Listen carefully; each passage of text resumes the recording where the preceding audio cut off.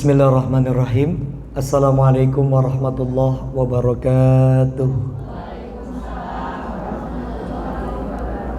Alhamdulillah wassalatu wassalamu ala rasulillah.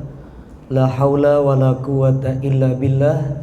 Subhanaka la ilma lana illa ma'allamtana innaka antal alimul hakim. Rabbi israh li sadri wa yassir li amri wahlul 'uqdatam min lisani yafqahu qawli. Amma ba'du. Ibu-ibu hadirin jamaah Majelis Taklim Arafah yang dirahmati oleh Allah Subhanahu wa taala. Bagaimana kabarnya pagi ini, Bu? Alhamdulillah. Semoga kita semua yang hadir selalu Allah berkahi dengan kesehatan. Allah panjangkan umur kita, dikabulkan hajat-hajat kita semua. Amin ya rabbal alamin. Mari sama-sama kita awali kajian kita pada pagi ini dengan bersama membaca suratul Fatihah.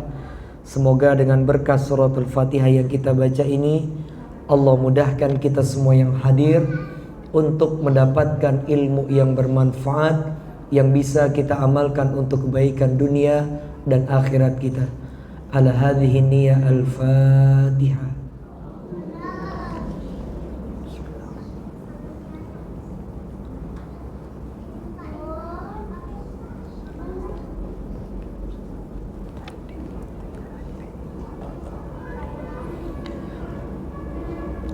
Amin ya robbal. Pertemuan sebelumnya kalau nggak salah sore ya. Kok berubah jadi pagi? Oh dua, ada sore, ada kayak rumah makan ya. Rumah makan. Iya, Ibu tahu ya. Nah, kebetulan itu jamaah kami itu tinggalnya di Pondok Indah itu. Baik, kita mulai. Ibu silahkan dibuka Al-Quran, surahnya nomor urut ke-9. Al-Quran nomor urut ke-9, nama surahnya surah At-Taubah, ayat ke-36.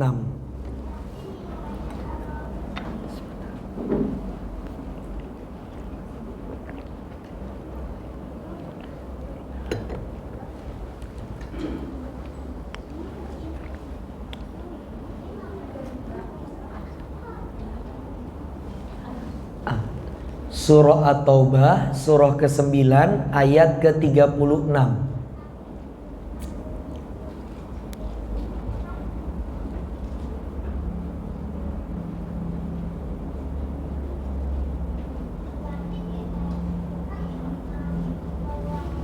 Oh, mau dibacakan remaja? Oh boleh, ya silakan. Kita sama-sama simak ya. A'udzubillahi minasyaitonir rajim. Sebentar. Nah, ini surah At-Taubah, jadi tidak perlu membaca. Nah, jadi ta'awuz langsung ke surah ya. Siapa namanya, Dek? Arina. Ya. Silakan dimulai, Arina. A'udzubillahi minasyaitonir rajim. Inna iddatasy syuhuri indallahi 12 syahran fi kitabillahi yawma khalaqas samawati wal arda minha arba'atun hurum dzalika dinul qayyim fala tazlimu fihinna anfusakum wa qatilul musyrikina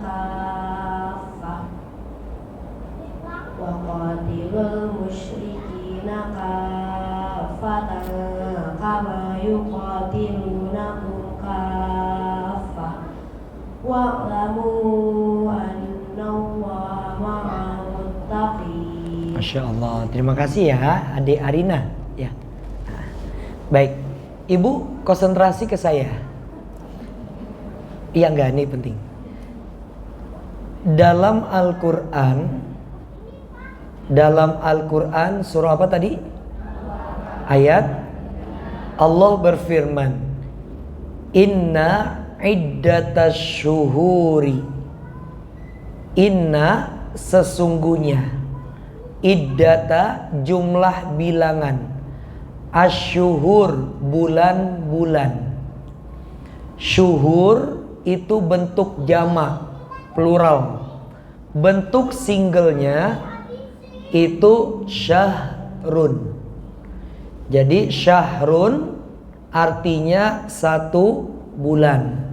2 bulan syahrani. Bulan-bulan syuhurun. Gitu ya. Nah, sekarang saya melebar sedikit. Jadi di dalam ayat ini Allah bilang sesungguhnya jumlah bilangan bulan-bulan. Bulan yang dimaksud di dalam ayat ini adalah bulan dalam hitungan kalender. Jadi bulan Januari, Februari, Maret itu bahasa Arabnya syahrun. Bulan Ramadan bahasa Arabnya Syahru Ramadan. Nah, tapi ibu, kita kalau keluar malam hari dari rumah, kita lihat ke atas langit, ada apa nih? Ada apa? Langit-langit. Ya Allah ya Rabbi Karim. Ibu konsentrasi ya. Di kita keluar nih, ya. Terus di atas kita ada apa nih? Iya, ada langit, ada apa? Ada bulan. Nah, bulan yang ada di atas langit pada malam hari itu bahasa Arabnya bukan syahrun, tapi qamarun. Makanya ada sholawatnya tuh. Qamarun, qamarun, qamarun sidnan nabi, qamarun. Nah, gitu. Nah, jadi bulan dalam bahasa Arab ada 2. Kalau bulan yang dilihat di malam hari, bahasa Arabnya apa tadi? Kalau bulan dalam hitungan kalender, bahasa Arabnya syahrun. Nah, orang Indonesia ini kreatif. Dua-duanya dipakai buat menamakan anaknya. Ada orang namanya Syahruddin. Ada nggak?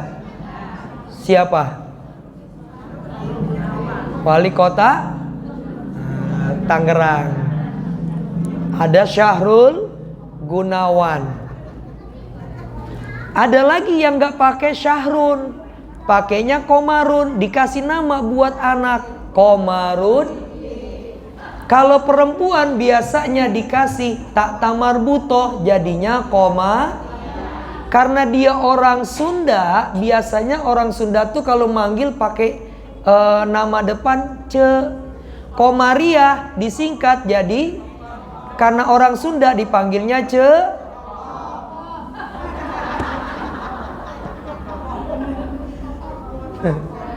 Orang kita ini demen menyingkat-nyingkat. Betul nggak? Susilo Bambang Yudhoyono disingkat. Ada anak namanya siapa? Syafi'i. Untayan doa tuh dari orang tuanya biar kelak dia menjadi ahli agama kayak Imam Asy-Syafi'i. Disekolahkan di Islamik sama gurunya dipanggil Syafi'i, sini nak. Balik ke Arafah dipanggil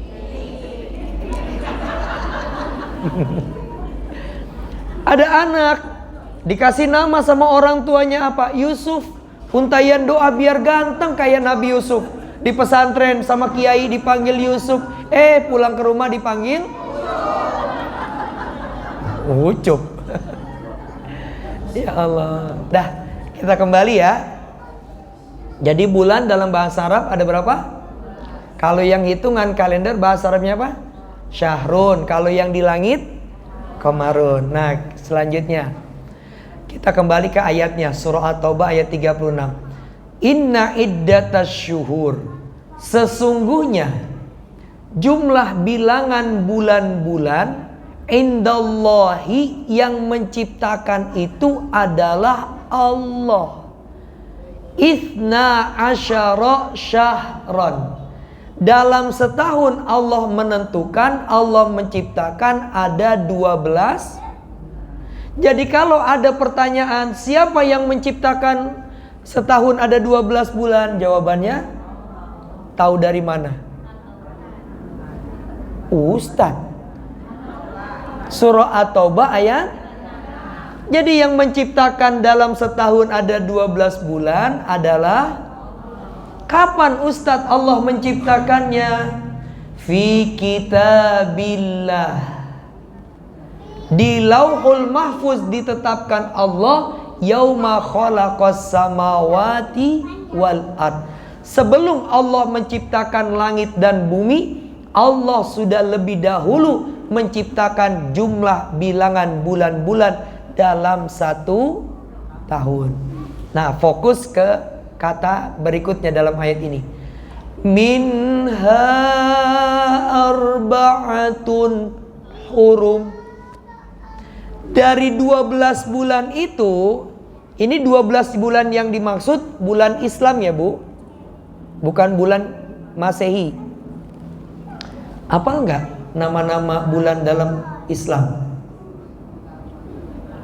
Belum hafal?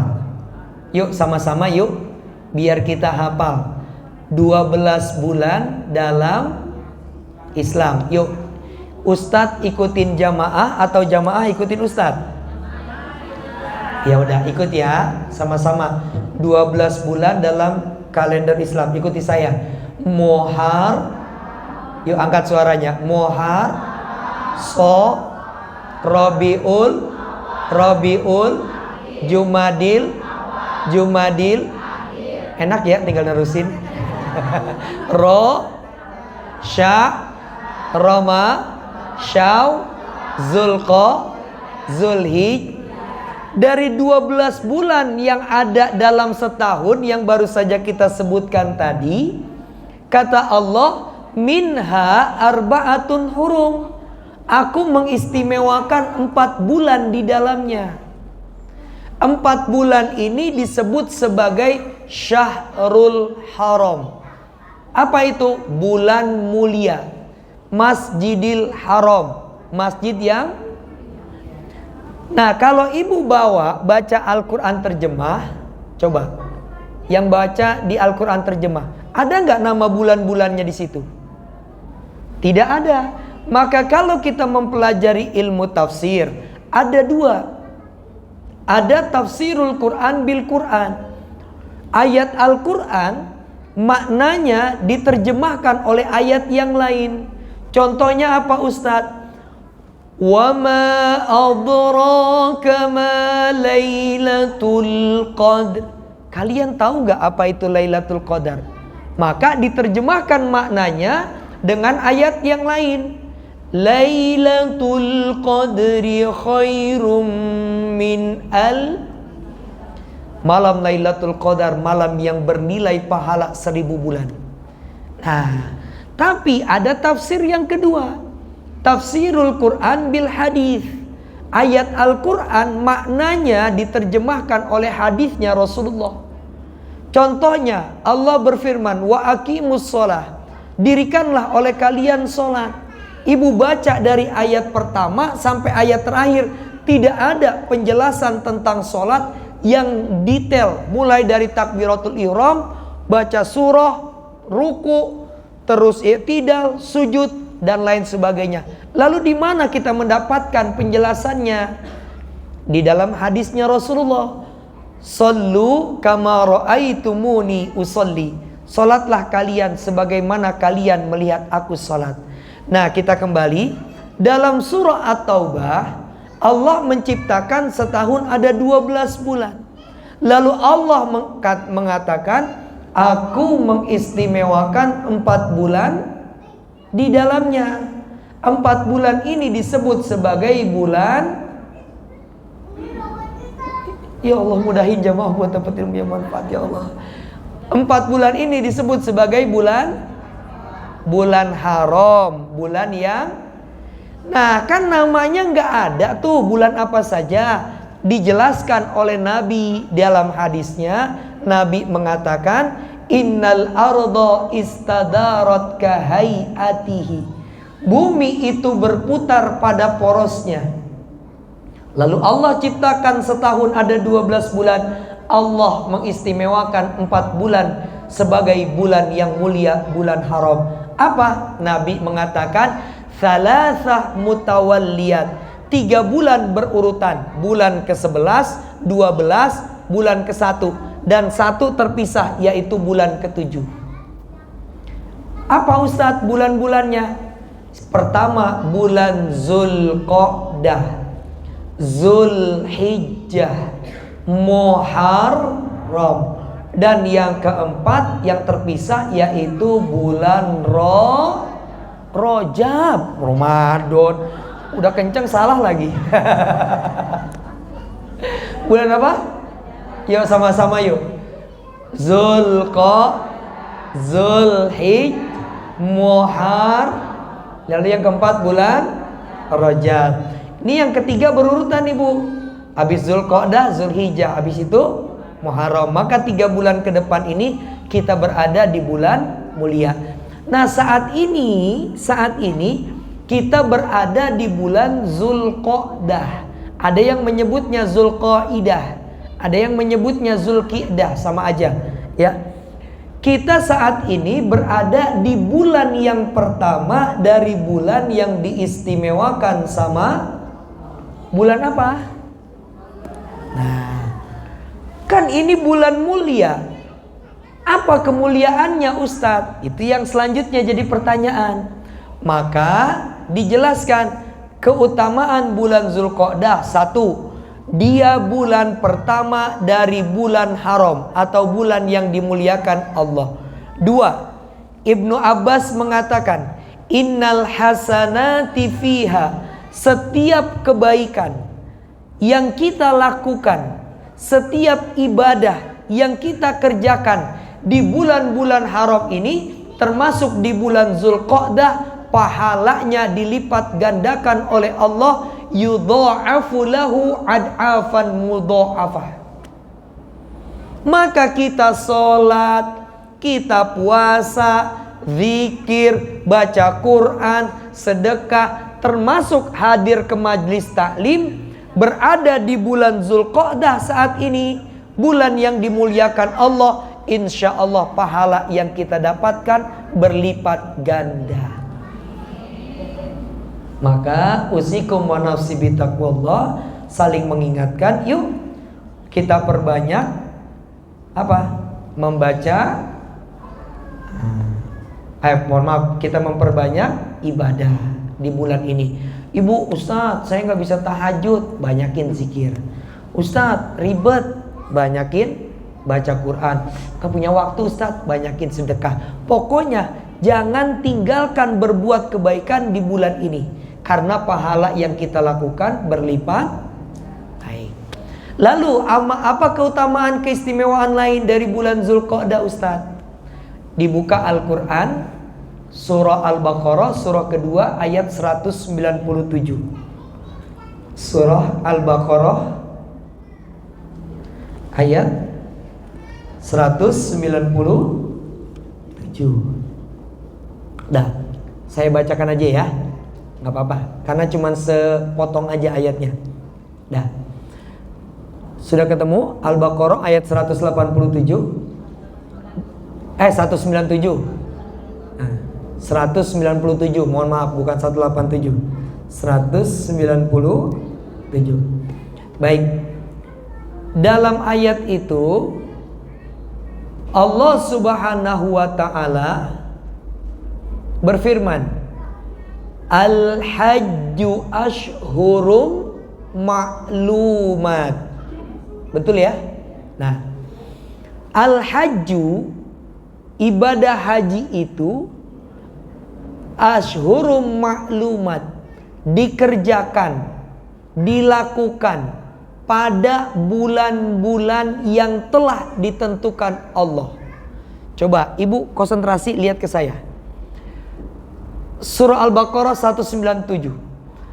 Haji itu, kata Allah, dikerjakan, dilakukan pada bulan-bulan yang telah ditentukan Allah. Sekarang saya tanya, ibadah haji dilakukan di bulan apa? Zulhijjah 1 bulan apa 2 bulan? Kenapa di sini disebutnya bulan-bulan? Nah, ya, konsentrasi. Pelaksanaan haji itu sudah dimulai dari bulan Syawal. Syawal, Zulqa'dah. Nah, memang puncaknya itu ada di bulan mulai dari tanggal 8 kita mengambil niat ihram, lalu tanggal 9 wukuf di Padang Arafah, tanggal 10-nya kita langsung bergegas kemana? Ke Mina, lalu ke Muzdalifah dan seterusnya. Nah, Ibu, kok Ustadz lalu makanya tahun ini tanggal 20 Syawal kemarin jamaah umroh udah harus apa? Udah ditutup. Kenapa? Karena Syawal udah disteril Mekah dan Madinah untuk menerima persiapan jamaah haji 2025. Ketika mereka datang di bulan Syawal, ketika mereka datang di bulan Zulqa'dah, atau mungkin teman-teman ada yang punya ibu-ibu teman-temannya udah berangkat haji, ada nggak kemarin? Nah, kan haji bulan Zulhijjah Ustadz. Ngapain dia berangkatnya bulan Zulqa'dah? Karena pelaksanaan haji dimulai dari Syawal, Zulqa'dah, tapi puncaknya tadi di bulan Zulhijjah. Nah, mereka yang datang dari bulan Syawal, datang dari bulan Zulqa'dah, kayak kloter-kloter pertama nih, mereka ngapain? Mereka melakukan umroh terlebih dahulu. Nah, baru nanti pas puncak haji mereka mengerjakan haji. Nah, kalau dia umroh dulu baru haji, disebutnya haji tamattu. Maka nanti mereka diwajibkan membayar dam, menyembelih seekor kambing. Orang Indonesia seperti itu, pakainya apa? Haji tamattu, begitu ya. Jadi umroh dulu. Nah, jadi sambil menunggu puncak musim haji, mereka udah mulai melakukan ibadah umroh dan ibadah-ibadah lainnya. Bisa dimengerti? Jadi Zulqa'dah masuk dari bagian bulan pelaksanaan ibadah haji. Baik, yang selanjutnya. Sekarang saya tanya, Ibu mau haji? 5 orang yang mau. Mau haji nggak? Ya udah, nggak usah ngomel-ngomel ya. Berkah ngomel-ngomel mau Ustadz.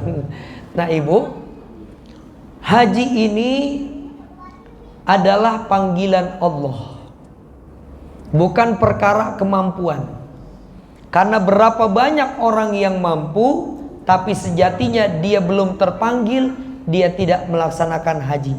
Tapi ada orang yang tidak punya duit, dia dipanggil sama Allah, akhirnya apa? Dapat bonus dari kantornya, dapat door prize dari acara. Itu banyak sekali kisah-kisah kayak begitu. Orang berangkat umroh haji tanpa biaya. Nah, jadi jangan berkecil hati. Sekarang kita ini memiliki Allah, Tuhan yang memiliki sifat Ar-Rahman dan Ar-Rahim. Allah itu punya sifat Maha Pengasih, Maha Penyayang. Jamaah haji itu maksimal 5 juta bisa masuk. Saudi kalau dia mau cari untung, dimasukin aja 10 juta. Tapi mau ditaruh di mana itu orang? 5 juta aja udah berdesak-desakan. Nah, sedangkan umat Islam saat ini berapa jumlahnya? Ada 5 miliar yang berangkat haji, cuma 5 juta. Maka yang 4,5 M itu kemana? Maka Allah punya sifat Maha Rahman, Maha Rahim. Jangan takut, jangan kalian bersedih. Kalian yang barangkali belum bisa melaksanakan haji tahun ini, maka apa kata Allah? Ada ibadah-ibadah yang jikalau kita kerjakan, Allah akan mengganjar kita dengan pahala senilai pahala ibadah haji. Dia bukan PNS, tapi gajinya senilai sama dengan PNS. Dia nggak berangkat haji, tapi dia punya nilai pahala ibadah. Apa amalan-amalannya Ustadz? Yang pertama, ini mohon maaf ya, agak melenceng sedikit dari tema, ya. Kita berkaitan apa yang ada dengan kita saat ini. Apa itu Ustadz? Satu, dalam hadis riwayat Imam At-Tabrani dalam kitab Mu'jam Al-Kabir jilid ke-8 halaman 259, Rasulullah SAW bersabda, yuk sama-sama, qala Rasulullah. Ya Allah, semoga yang angkat suaranya panjang umurnya, sehat badannya, dibukakan pintu rizkinya. Semoga ya Allah yang angkat suaranya kau berangkatkan haji dan umroh. Yang aminnya paling kenceng, umrohnya ada yang bayarin. Sama-sama ya. Qala Rasulullah, man masya ila salatin maktubatin fahiya kahajjatin wa man masya ila salatin nafilatin fahiya ka umratin. Saya di mana-mana selalu saya ajak jamaah buat melafazkan hadis. Saya pernah sampaikan di sini karena saya punya guru hadis, Syekh Ahmad Toharoyan ketika di Mesir. Beliau selalu mengajak jamaah dan juga murid-muridnya bersuara melafazkan hadis Rasul. Kata beliau biar berkah lisannya, ya. Semoga pertemuan kita tambah berkah. Dalam hadis riwayat Imam At-Tabrani dalam kitab Mu'jam Al-Kabir jilid ke-8 halaman 259, Rasul mengatakan, man masya ila salatin maktubah, orang yang melangkahkan kakinya menuju salat berjamaah. Jadi ketika kita salat berjamaah, di situ pakainya kata man. Maksudnya apa Ustaz? Ini masih majhul. Mau laki, mau perempuan, mau kecil, mau gede, dia datang buat sholat berjamaah di masjid. Apa yang terjadi? Kalau dia mengerjakan sholat berjamaah di masjid, fahiya kahajjatin, Allah ganjar pahala haji. Sekarang ada orang, ya maaf bu, kelompok baca hadis cuman nggak setengah doang. Apa dibilang? Afdalu salatil mar'ah fi ghurafihinna. Rasul bersabda bahwasanya sebaik-baiknya tempat sholat buat wanita adalah di, maka sempat sebaik masjid apa sholat buat perempuan di mana? Jadi ibu nggak usah sholat di masjid. Baca hadis jangan sepotong, lanjutin. Apa kata Nabi? Fa inista'dzanuhunna, hai para suami, kalau istri kalian minta izin untuk mengerjakan sholat berjamaah di masjid, fala tamna'uhunna, jangan ada di antara kalian yang melarang. Jadi Nabi ngelarang gak?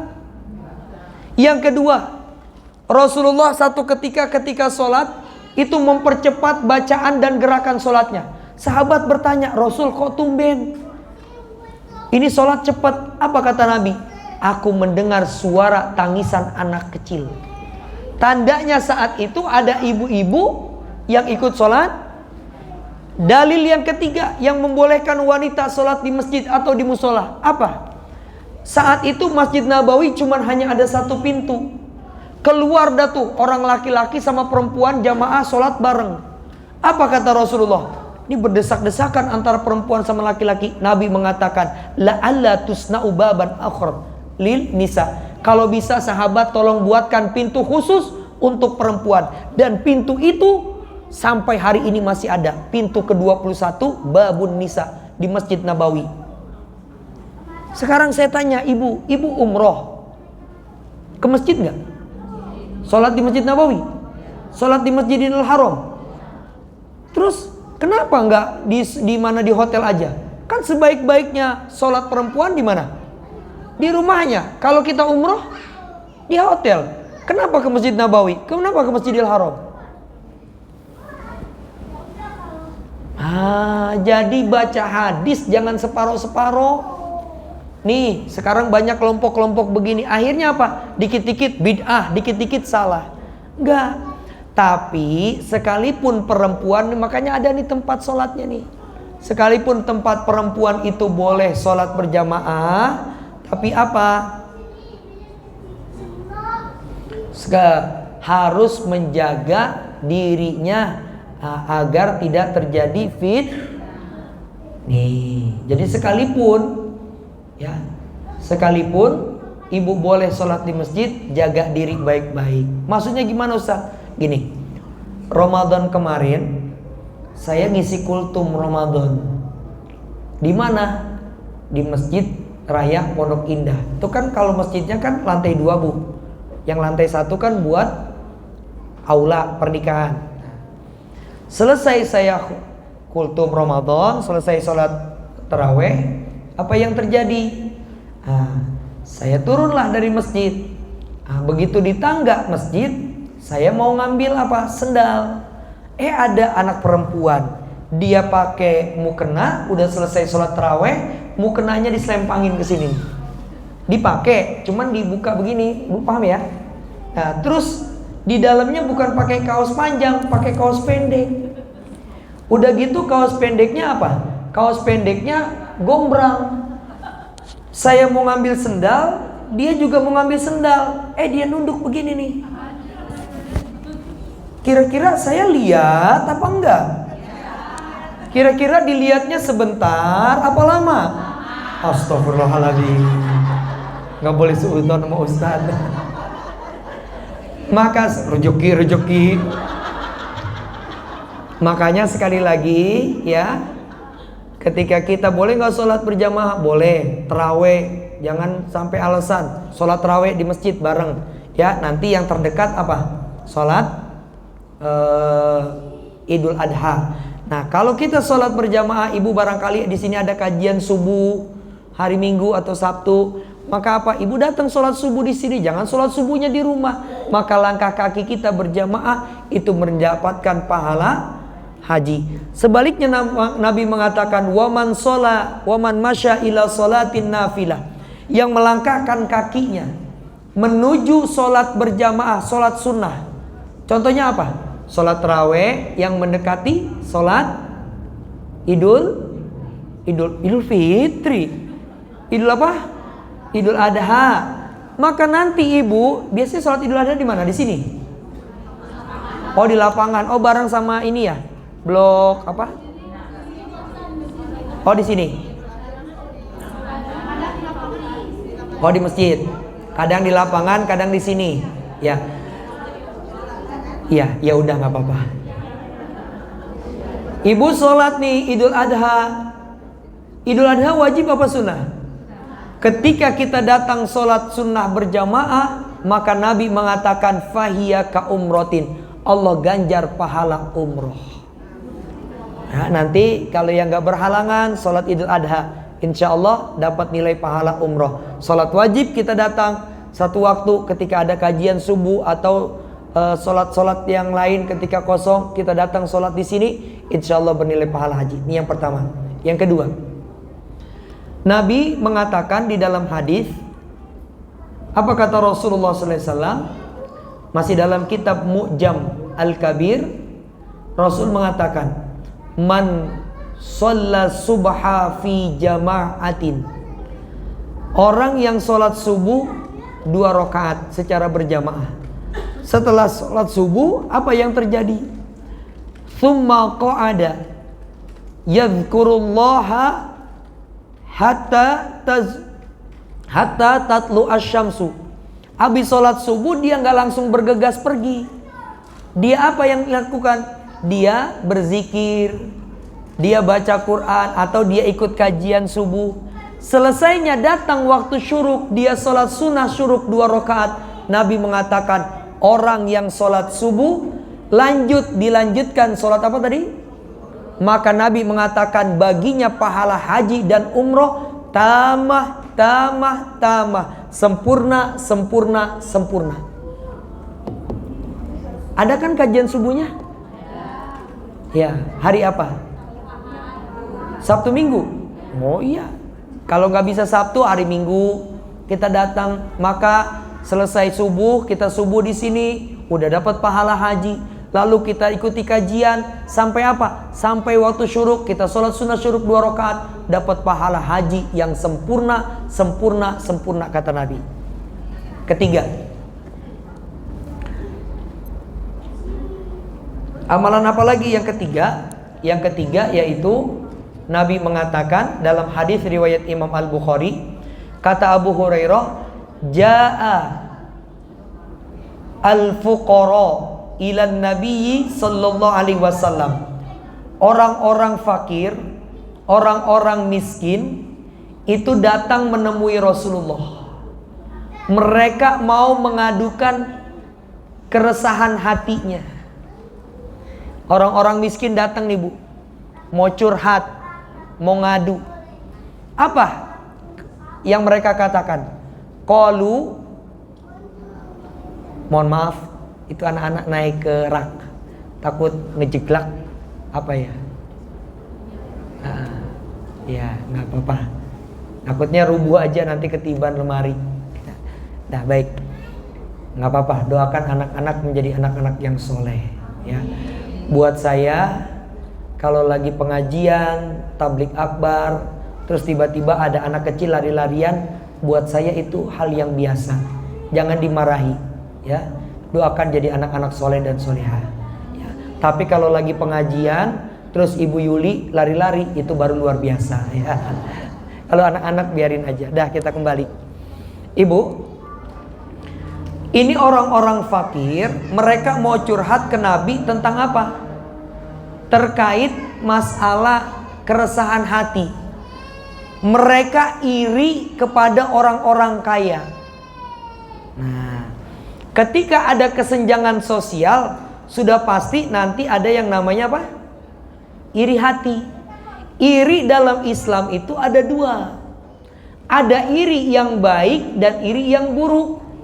Iri baik diperbolehkan, iri yang buruk tidak diperbolehkan. Iri yang buruk yang seperti apa Ustadz? Iri akan nikmat duniawi seseorang. Tetangga beli kipas angin, dia gerah. Tetangga beli AC, dia yang panas dingin. Tetangga beli kulkas 2 pintu, dia yang semaput. Maka apa Bu? Ini iri terhadap nikmat orang lain yang berkaitan dengan duniawi. Jangan, nggak usah. Tapi ada iri yang baik yang dibolehkan oleh agama. Apa? Iri akan nikmat akhirat. Ngelihat teman-teman, ya Allah dia ya masih muda tapi rajin banget datang ke pengajian, ya kalah nih saya. Atau ya Allah itu eyang ya udah sepuh tapi masih datang pengajian. Tuh saya lihat sambil ngaji sambil tepuk-tepuk. Nggak apa-apa. Dari tadi saya liatin duduknya sila salah, ditekuk salah, dilurusin juga salah. Yang belum satu tengkurap. Nggak, saya mah maklumin ya Bu. Saya juga nih saya Bu, saya juga pakai korset nih. Nih saya pakai korset. Ya, lagi agak kambuh nih HNP saya, jadi saya pakai korset. Jadi Ibu nggak usah pakai apa, nggak usah pakai nggak enak, nggak enak, nggak sopan Ustadz. Duduknya kaki diselonjorin, nggak. Saya maklumin. Ibu mau duduknya diselonjorin boleh. Mau pakai gaya apa juga silahkan aja ya. Nggak usah nggak enak. Yang penting kita hadir. Nah, iri terhadap kebaikan ibadah orang itu boleh. Ya Allah dia rajin banget ya baca Qur'annya. Ya Allah orang itu sedekahnya rajin banget.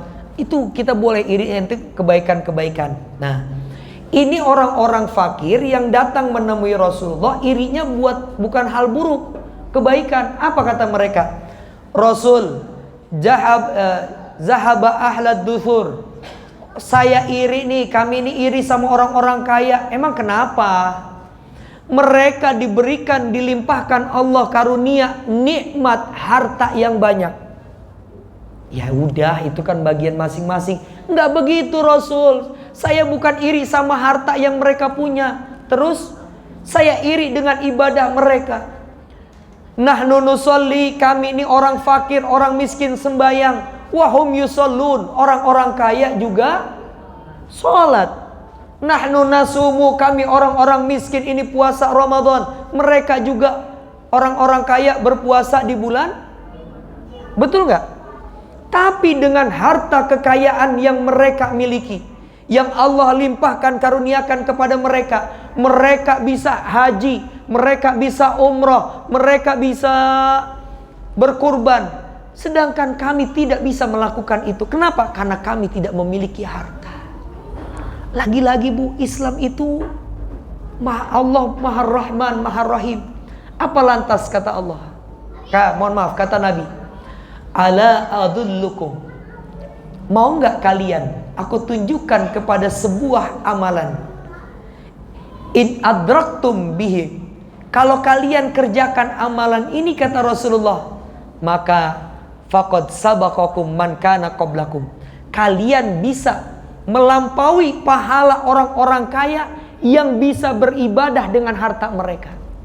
Kalian bisa dapat menandingi pahala haji mereka, pahala umrah mereka, pahala sedekah mereka.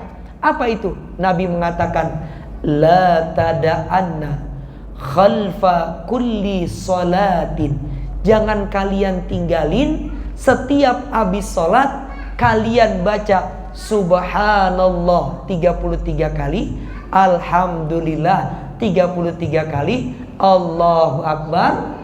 Maka kata Nabi, kalau setiap habis salat kalian baca itu, maka Nabi mengatakan kalian akan dapatkan nilai pahala sebanyak pahala orang-orang kaya yang beribadah dengan harta mereka. Yuk kita zikir dulu sebelum kita lanjut. Subhanallah walhamdulillah wala ilaha Allahu akbar. Baik, kita lanjutkan berikutnya. Nih, jadi jangan habis sholat langsung beranjak pergi. Sisihkan waktu sejenak untuk berzikir. Yang terakhir, yang keempat, sebetulnya ada banyak, saya batasi ya. Yang keempat, apa amalan bernilai pahala haji? Yang pertama tadi apa?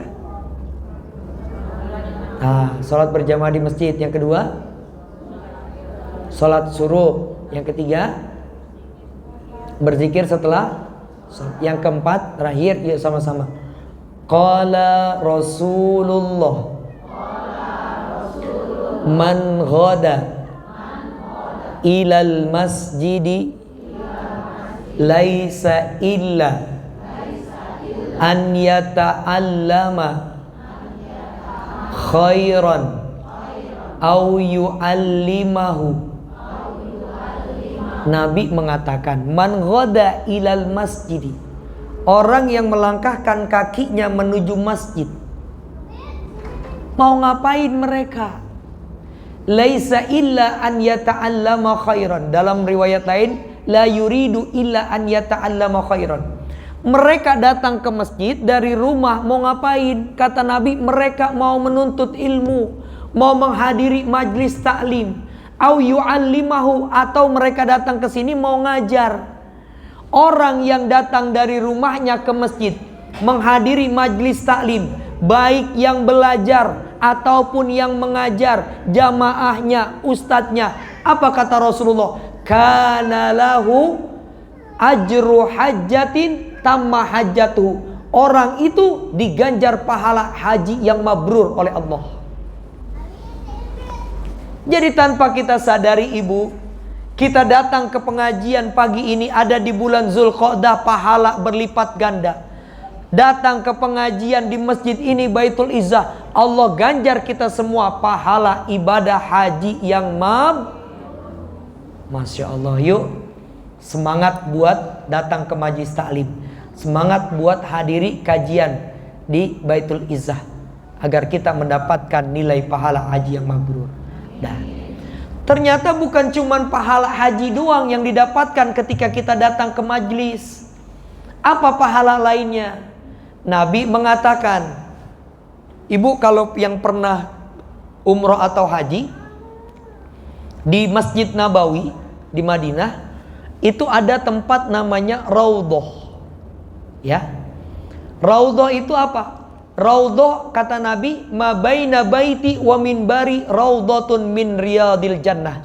Antara rumahku dan juga mimbar itu adalah tempat yang bernama Raudhah, taman dari taman surganya Allah. Yang sujud dan berdoa di tempat itu, doanya akan diijabah sama Allah. Jangan berkecil hati. Raudhah itu bukan cuma ada di Masjid Nabawi, tapi Raudhah itu ada di banyak tempat. Di sekitar kita banyak tempat. Yang bicara bukan saya. Siapa? Rasulullah SAW katakan. Apa kata Nabi besar Muhammad SAW? Kata Rasulullah, sampai mana tadi saya?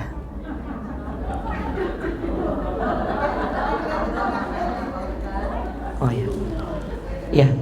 Nabi mengatakan, inna lillahi malakun. Sesungguhnya Allah memiliki seorang malaikat yang diutus ke bumi. Mau ngapain ini malaikat diutus ke bumi? Yatufuna fil ardi.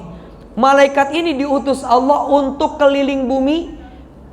Yabhatsuna an raudhatin min riyadil jannah. Mencari raudhah, taman surganya Allah. Apa itu? Ala wahya majlisul ilmi, yaitu majlis ilmu. Saat ini malaikat sudah ketemu nih. Oh, di blok Arafah, di Masjid Baitul Izzah, ada ibu-ibu lagi datang ke masjid. Untuk apa? Belajar di pengajian yang ada di Masjid Baitul Izzah. Maka malaikat saat ini ada di atas kita menaungi. Ini di atas kita ada apa nih? Anternit, ya Allah ya Rabbi ya Karim, sabar ya Allah. Barusan tuh ada apa? Kubah. Ada malaikat. Oh. Subhanallah. Oh. Ada apa, Bu?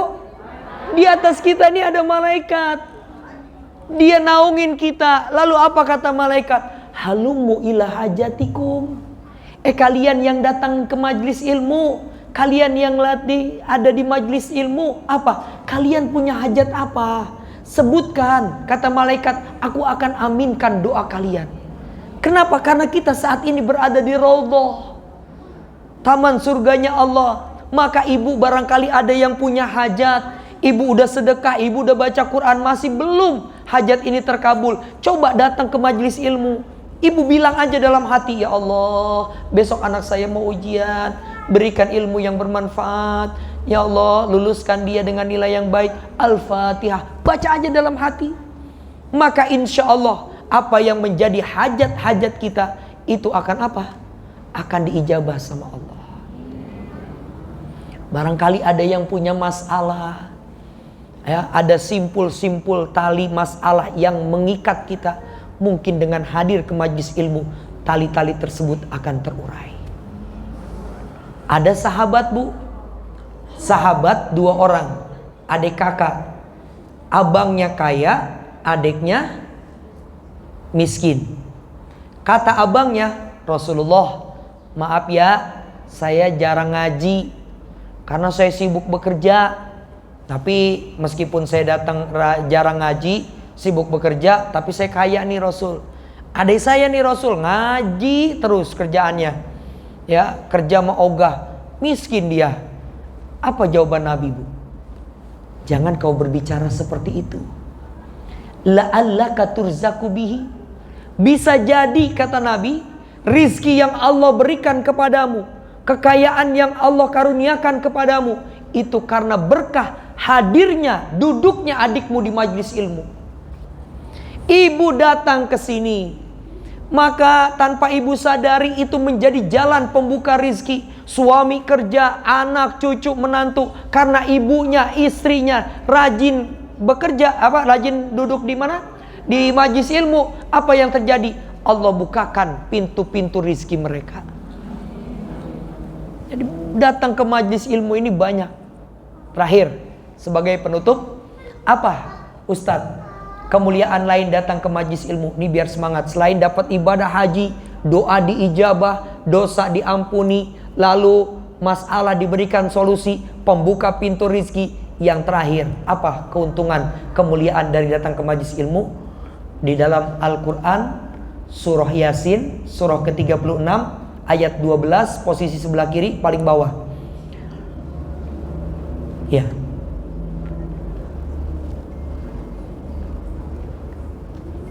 Inna nahnu nuhyil mauta wa naktubu ma qaddamu wa athar wa kulla syai'in ahsaynahu.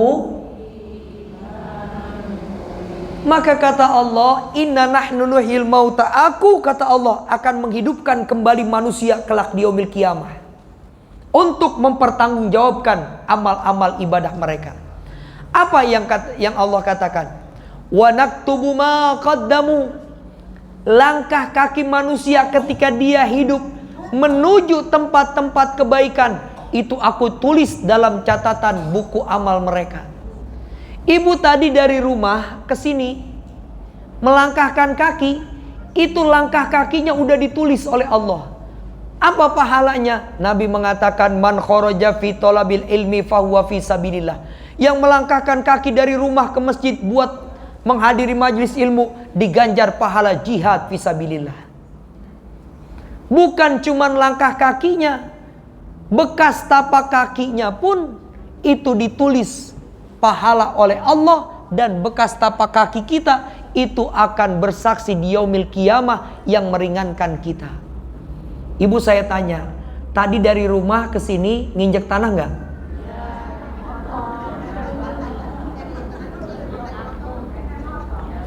Ya udah, baik, saya yang salah. Saya ulang pertanyaannya. Ibu tadi dari rumah ke sini pakai sendal, pakai sepatu, nginjek tanah enggak? Oh ya Allah, ya Bu, sabar ya Allah. Dan saya ulang lagi ya, ibu tadi dari rumah datang ke sini pakai sendal, pakai sepatu, naik motor, naik mobil, nginjek tanah, pan blok, aspal, apa enggak? Ya. Bu, lihat saya nih Bu. Ya ibu lihat saya. Ini kan saya injek nih. Ada nggak bekas tapak saya? Hah? Ini saya injak nih. Ada nggak bekas tapaknya? Tapi nggak kelihatan. Maka kata Allah, bukan hanya langkah kaki kalian menuju tempat-tempat kebaikan aku catat dalam buku amal kalian. Bekas tapak kaki kalian yang kalian langkahkan tersebut, maka itu kelak akan bersaksi di hadapan Allah yang memberikan kesaksian yang meringankan kita. Maka pan blok, aspal, semen, tanah, itu yang ibu pijak tadi kelak akan bersaksi di hari kiamat yang meringankan kita semua. Termasuk karpet merah nih yang kita dudukin di Masjid Baitul Izzah, ini pun kelak akan bersaksi di hari yang memberikan keringanan buat kita. Maka beruntunglah yang datang pengajian pagi ini duduknya sambil nyender. Maka yang bersaksi dua, karpet sama tembok. Ini ada dua nih. Makanya besok-besok kalau ada pengajian duduknya sambil.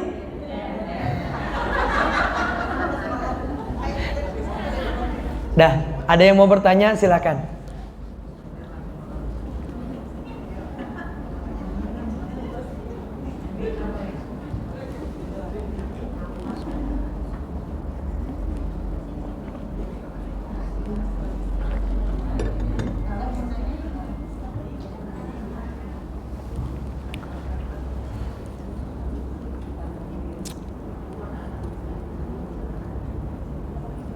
Ada yang mau bertanya?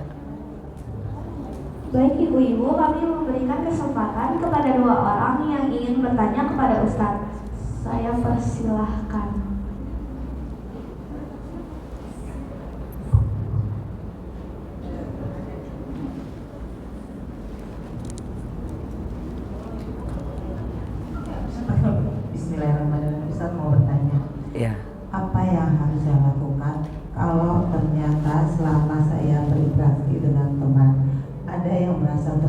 hati dengan ucapan dan tingkah laku saya. Dan ternyata ada orang yang sudah meninggal pernah bercerita kepada teman saya yang lain kalau dia pernah tersakiti dengan ucapan saya. Dan itu sampai ke telinga saya. Baik. Ustadz, bagaimana caranya kita hidup ini, Ibu? Kita ini manusia makhluk sosial, tidak bisa hidup sendiri. Al-insanu madaniyun bitab'i. Kita makhluk sosial. Mau orang pangkatnya tinggi, presiden, mau orang sekaya apapun, tetap dia butuh manusia. Gak bisa butuhkan orang lain. Maka satu, di dalam kehidupan ini ketika kita berinteraksi sosial, kita harus berhati-hati secara perbuatan, ucapan, akhlak kita terhadap sesama.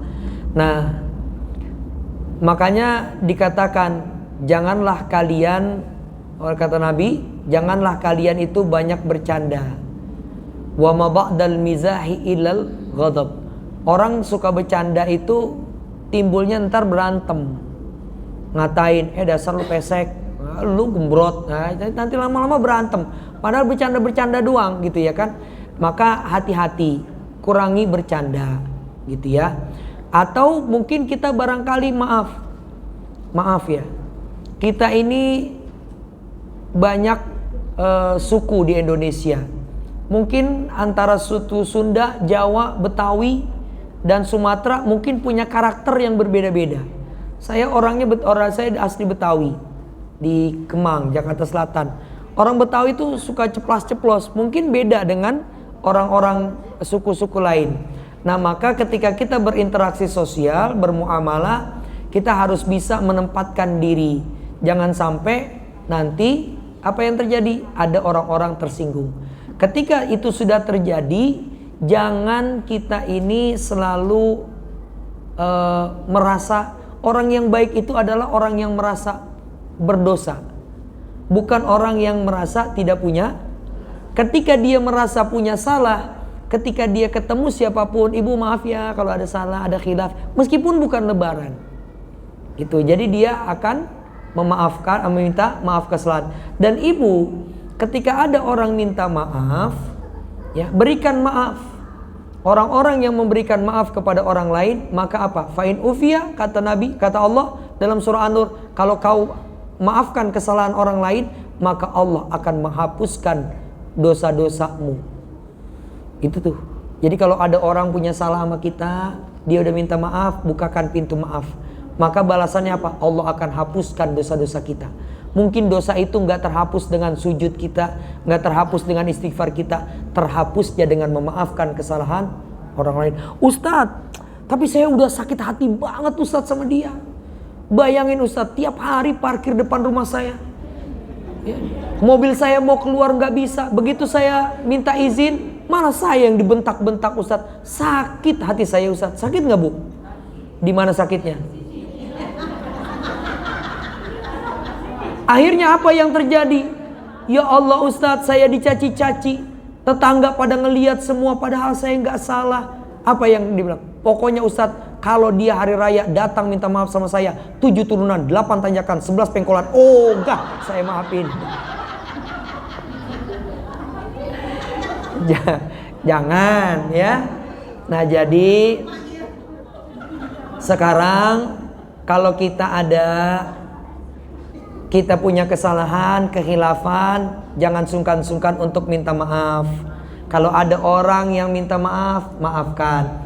Lalu bagaimana Ustadz kalau ada orang saya pernah berbuat kesalahan sama dia, ternyata dia udah meninggal dunia, maka kita kirimkan kebaikan-kebaikan buatnya. Dengan jalan apa? Kirimkan doa, ya Allah ampuni si fulan, ya Allah lapangkan alam kuburnya, bacakan Fatihah, atau punya rezeki sedekah niatkan untuk si fulan. Kira-kira begitu ya Bu. Terakhir ada yang mau bertanya? Ya. Apa Bu? Iya.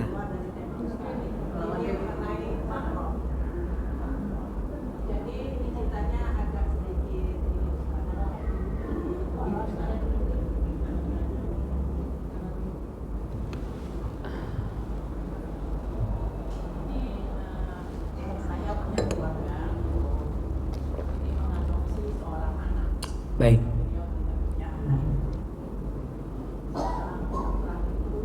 Usia 20 tahun lebih. Ini untuk adik saya. Apakah ini Baik.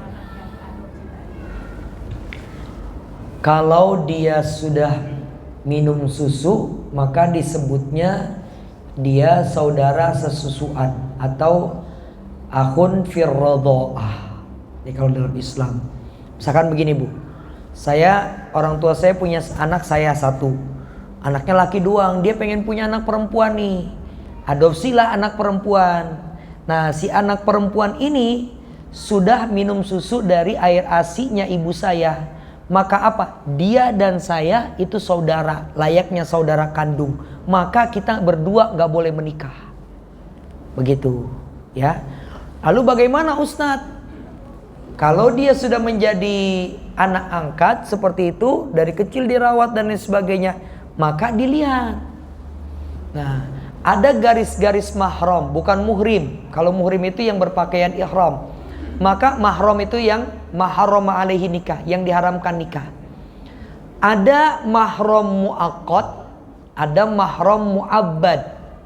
Harus dibedakan, mahram itu ada dua. Bentar Bu, ini saya lagi live di TikTok. Nama saya Mahlul Al-Hazmi. Iya. Nggak, karena banyak jamaah yang dari luar kota atau dari tempat-tempat lain, mungkin ada kesibukan, nggak bisa ikut kajian, maka mereka mau mengikutinya, gitu ya. Nah baik, saya lanjutkan. Mahram itu dibagi menjadi dua. Ada mahram muaqqat, ada mahram muabbad. Mahram muaqqat apa Ustadz? Mahram yang ada masa expirednya, kayak makanan. Ada mahram muabbad, mahram selama-lamanya sampai meninggal dia tetap mahram. Nah, saya bacakan dulu yang mahram muaqqat. Mahram muaqqat ini siapa? Gini. Ada dua perempuan, adik kakak, ya. Saya nikah sama salah satunya, entah itu adiknya, entah itu kakaknya. Saya menikah dengan si perempuan nih. Lalu tiba-tiba pasangan saya itu kan adiknya, adik ipar saya, dia mahram saya. Tapi muaqqat. Kenapa Ustadz? Karena kalau istri saya meninggal, saya bisa nikahin saudaranya. Istilah kita turun. Paham gak Bu? Nah, dia jadi expirednya kapan? Ketika pasangan saya meninggal. Karena dia bisa saya nikahi. Tapi ketika, diingat dulu ya, mahram ini sesuatu orang yang diharamkan untuk nikahi. Nah, lalu yang kedua, ada mahram. Mahram ini bisa jadi muaqqat, bisa jadi muabbad. Siapa dia? Mertua. Mertua itu mahram yang bisa muaqqat, punya waktu expired, bisa juga dia selama-lamanya. Maksudnya gimana? Gini, saya menikah dengan seorang perempuan. Maka ibu mertua saya, ini kalau saya sudah berhubungan sama istri saya, maka mertua saya selama-lamanya jadi mahram muabbad. Apa itu?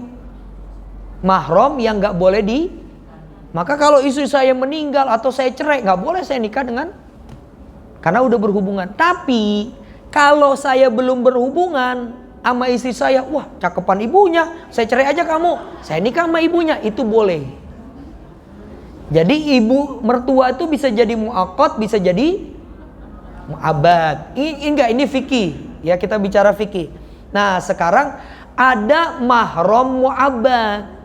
Mahram yang memang dari sononya kita, dari awal kita lahir sampai kiamat, itu mahram kita. Siapa? Ibu.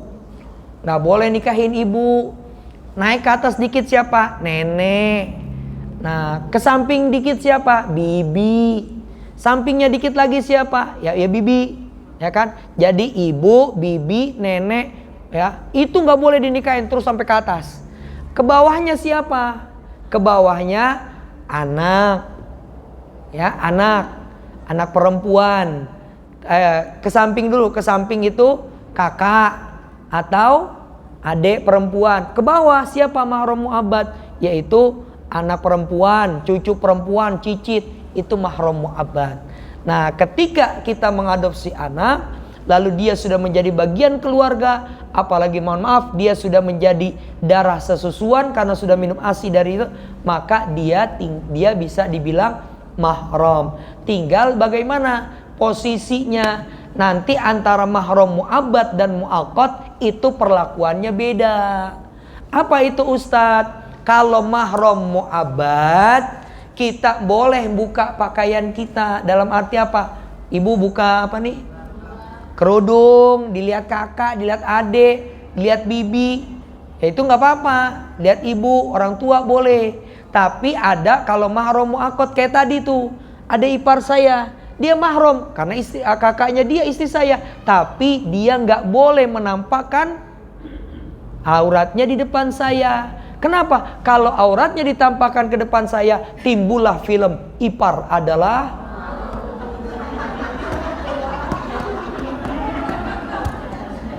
jadi harus ngerti kata-kata mahram itu orang yang gak boleh seperti itu.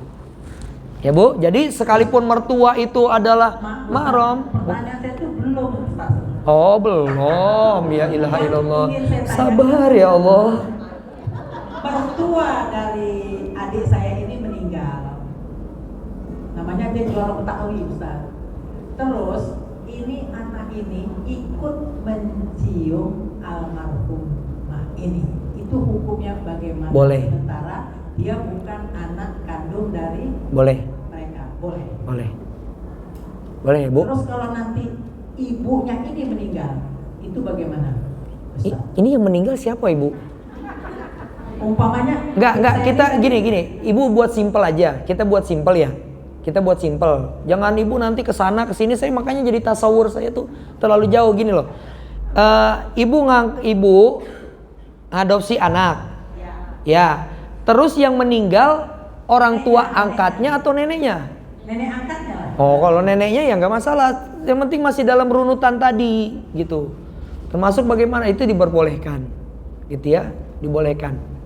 Karena dia masuk bagian dari haram gitu, karena dia sudah minum darah sesusuan gitu. Jadi boleh, mau bibinya, mau ininya boleh. Yang penting jangan yang dicium Bu RT gitu ya.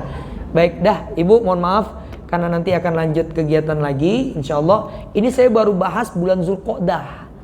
Amalan yang bernilainya apa? Zulhijjah. Belum masuk Zulhijjah.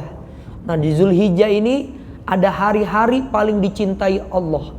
Dari 365 hari, ada 10 hari yang diistimewakan Allah. Di 10 hari itu Allah betul-betul cinta orang-orang yang beribadah di 10 hari itu. Dan Nabi mengatakan yang beramal di 10 hari itu, ibadahnya dilipat gandakan sama Allah tanpa batas. Ini bulan keistimewaan bulan Zulhijjah ya. Insyaallah nanti lain waktu kita sambung ya. Memang harusnya sebelum Zulhijjah ya, kita sambung nanti tema yang berikutnya. Sekarang Zulqa'dah, berikutnya Zulhijjah. Semoga yang kami sampaikan ini bermanfaat. Sebelum kita tutup, kita baca suratul Fatihah. Kita doakan untuk jamaah haji dari Indonesia khususnya dan seluruh jamaah haji yang melaksanakan ibadah haji pada tahun ini. Semoga Allah berikan kesehatan, Allah panjangkan umurnya, Allah berikan keselamatan dalam perjalanannya, diberikan kemudahan dalam menjalankan seluruh rangkaian ibadahnya, dan kembali ke tanah air dalam keadaan sehat walafiat, membawa haji yang mabrur. Dan kita semua yang hadir, semoga Allah karuniakan kita dengan harta yang banyak, yang halal, yang berkah, bisa untuk melaksanakan ibadah haji dan umrah. Amin ya rabbal alamin. Ala hadhihi niyyah wa ala kulli niyatin salihah bihaqqi sayyidina Muhammadin sallallahu alaihi wasallam. Al-Fatihah.